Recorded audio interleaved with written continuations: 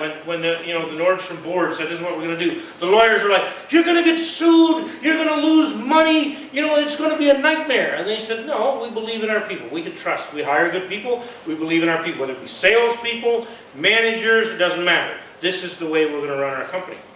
And you know what? They're phenomenally successful. And the interesting thing is, there's all of these stories about Nordstrom. Peters loves to tell stories about Nordstrom. He goes on and on about it in his books and his tapes.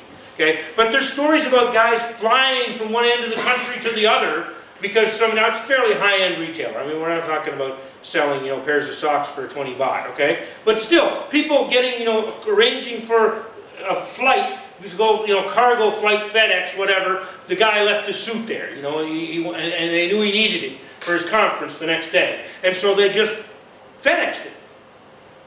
With nobody asking any questions, they found out, got on the phone, where's this guy's next conference? Well, it's in New Orleans, and right now he might be in Seattle, which is halfway, well, almost all the way across the country. And they go, okay, we're going to FedEx it. And they just assumed that the company would cover it. They paid $300 or $400 or whatever it costs to get it done, one same day delivery. I don't know, it's expensive. Might not be $300 or $400, but they paid a lot of money. 50, 100 bucks, get the suit to the guy, he gets the suit. There's stories about, oh, Mr. Jones is coming, we know what kind of suit he likes, or Jane is coming, we know what kind of dress she likes. And so they get, all the dresses, their customer service is absolutely out of this world. They're often rated the best in the industry for customer service, the best in the industry for taking care of people, best in the industry for follow-up. They make phenomenal amounts of money. But it all comes down to this. And really, this is a trust statement, if you think about it. This really only says, if you really say, what does that say? It says, I trust you. That's all it says. I trust you. It's a really big pressure on the individuals, actually. Absolutely. Of course. It is not an easy organization to work for. They might say, well, it's a piece of cake. There's only one rule. Yeah, but you have to look at that every day and say, am I living up to that? That is not easy to do. Guy is exactly right. When you put a lot of rules out there, people take responsibility and they just pass it to the rule book. I'm not responsible because there's all these rules telling me what to do, so I just follow them. Jean, please. I just have one concern. Mm-hmm. The management, they come up with this code. Definitely they have something that back them up. And is it hard to monitor? Is it hard to monitor the outcome of how the judgment was being made? From my understanding, the way Nordstrom does it is, if they say to the worker, what did you do and why, and it can come back to, and he can justify it or she can justify it according to that, they will back him up. And that's important, even if it falls apart. I'm sure that there's cases where the company's lost several $1,000s doing this. Okay? But what they do is, they back somebody up. I don't know if you guys remember the discussion I think we had in here one night about Howard, right? Okay? Did we talk about Howard and Howard's mistake and the money? Okay? And we buried some money, several $100s, in order to get, to get Howard through the summer, otherwise he would have been in trouble. Now, my superiors never actually found out about that. But my belief is, and I might be wrong, but my belief is, in the military, and I've had situations like that before in the Canadian military, is that generally the culture is to look after the truth. And so I believe that had that ever come to my superior's attention, he might have given me a little bit of a, hey, you shouldn't have done that, but he probably would have backed me up. He probably would have backed me up. So what you're saying is exactly right. You can't do that unless you're going to back your people up. You must be backed them up. And that's also another example of a system that's gone wrong. Often we do that to teachers. We say to teachers, look, I want you to go in that classroom and do what you got to do and take care of those students. And so the teacher will do what they figure they got to do. Right? But then the administrator looks for one little thing to go wrong and blames the teacher. That's a problem. Okay? This kind of system, this kind of high-level trust, and that's exactly what that is. That kind of high-level trust only works if it's a two-way street. Okay? You have to back somebody up when they do it and it doesn't turn out so good. Right? Because you're willing to feel good about it and pat them on the back and say, isn't that wonderful when it works out good? So you have to be willing to take a bit of the heat when it doesn't work out well. Okay? Good point. Very good. I mean, I'll tell you one quick story that I kind of want to add to that. I just realized it as I was about to go to the next point. When I was in the military, there was one time where we had this young lady, and she was a reservist, about 18 years old, and she tragically lost her father at 18 years of age. Very difficult situation for this young girl. Okay? And she was on a reserve exercise with us. Okay? And we got the word that her father was on his deathbed. I mean, she lost him, but we got a little bit of lead time on it. That her father was on his deathbed and he had very little time left. And I got the word, I was out in the field, all right, and she was one of my soldiers, a young private, okay? And I was a lieutenant or lieutenant, as the Americans say at the time.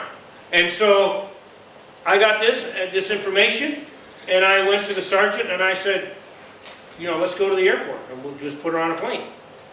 And so I went to the airport. She was a reservist, so there was no authority for her to fly. Because only regular force, they call it a blue bark. A blue bark is a compassionate situation. And in that situation, they get priority. The only people who will get priority over that is what we call operational. In other words, if you're going into a theater of war and you're looking to save lives or people need weapons right now to fight, then that's priority. But other than that, the compassionate takes priority. You put that person on a plane because they need it, right? But she wasn't eligible. So I went up to the counter and I said, but we got to put her on a plane. And they're like, we can't. And I said, yeah, you can. And I said, it was a sergeant, right? And I said, you know, well, sergeant, I said, who's the next person to talk to? And he said, the captain. So I talked to the captain. The captain says, I don't have the authority. So I said, great, who's the next person you're going to talk to? We got to a general in Ottawa. And the general in Ottawa says, put her on the goddamn plane, excuse my language. And do it now. Now, the thing is, that's having an organization where you get backed up. Right? And I don't necessarily fault the sergeant or the captain. They didn't know. They thought they might get in trouble. But my thinking was, nobody's going to get in trouble. This kid needs to get on a plane right now, and we're going to take care of it. Now, you know, if you have a system, though, that doesn't back that up, that says, oh, no, the book says this kid doesn't go on a plane, you lose all your credibility right there. You have to know when to bend the rules, too. With kids, it's important. There are times when you should bend the rules, okay? Absolutely. Getting a little bit off the topic of curriculum, but that's okay. Okay? Database problem solving. Everything you do should be based on, now, we have to be careful with database because database does not necessarily mean always statistics. It can be observation. Like I get a lot of data in here, although none of it's in numbers. I look around the room and I can tell, you know, what level of following, what level of understanding there is when people are confused. And then I go back and I get more data on the web, right?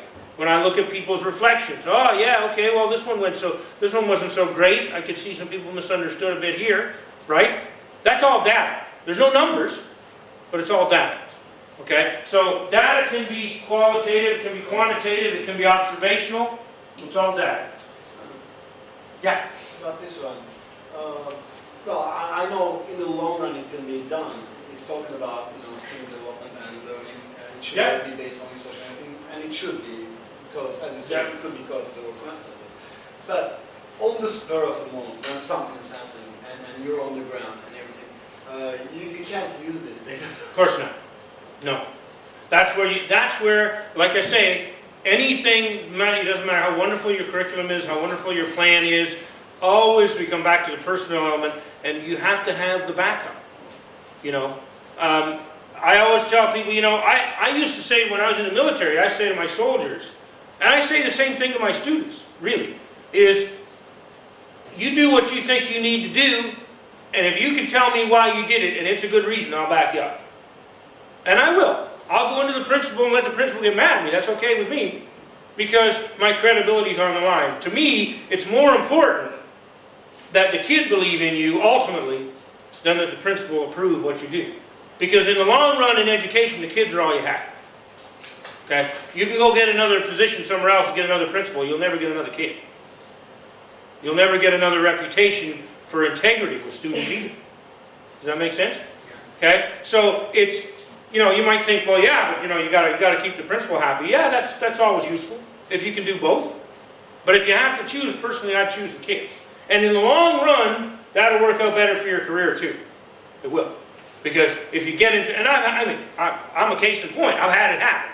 Okay, I've backed kids, okay? Not anywhere I'm working at recently, so nobody can think that. But several years ago this was. I backed kids in the situation, and I don't want to mention the school or anything because it's kind of a nasty situation, so I don't go into the background.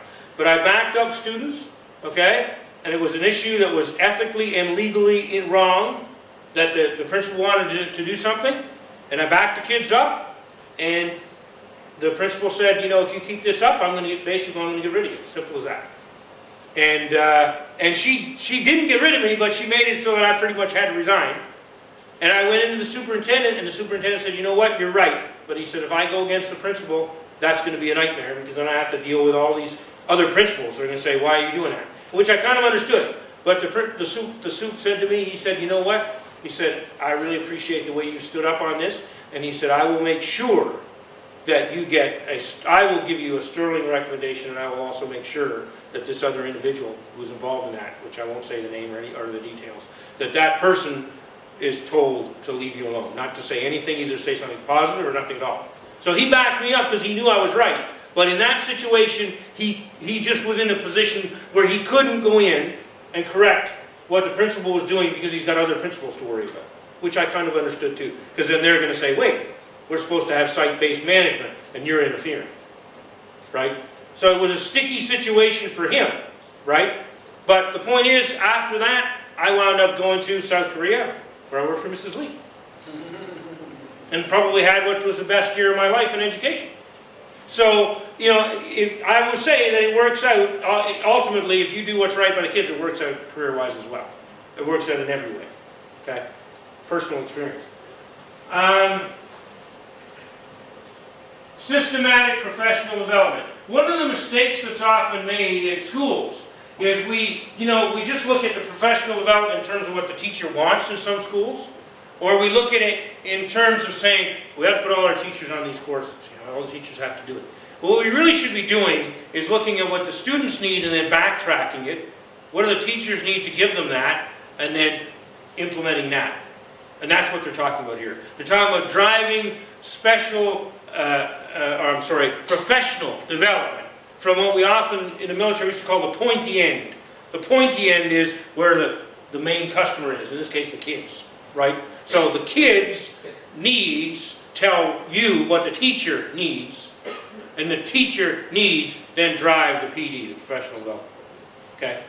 We often do it the other way around, but that's what they're saying here, okay? That's the idea here, okay?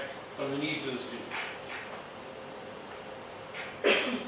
Collective development, high quality staff development, support curriculum reform. Okay, let's look at a few more of these. How are we doing for time? Awesome. I want you guys to do me a favor. I'm going to try to reduce this if I can. I think I have it on minus sign. Hopefully that'll work. I want you to do this. You can do it with your partner, if I can get it to let me look at all this at the same time. Yes, it is going to let me do that. Okay, can you see that in the back? Well, can you read it? Can you read the diagram? Don't worry about the text, just the diagram. No? No, but I don't. You can't see it? Glasses tonight. No glasses. Gene, okay. Zarni? Zarni, sorry. Yeah? Okay. How about you guys? Yes? There's me? Yeah? Okay. Okay, so I'm going to challenge you. I know I said that mostly we were going to be direct instruction tonight, but we still had some interaction, so I don't think I've done that. I never do. I can't do that. It's too boring. So, but anyway, right now we're going to flip. I'm going to put you guys in the middle of this for a minute. Because this is what Glatthorn has sort of foreseen as an interaction. Do you understand what this is, basically? It's an interactive process for how people relate to each other. Right?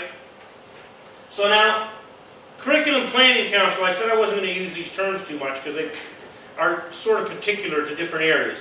But if I'm using this a bit, just to fit here, this is sort of a group that plans what you're going to do. And it probably has some teachers on it, probably would have some administrators on it. It's sort of an ad hoc. Ad hoc means it's made up for a particular point in time. It doesn't stay the same all the time.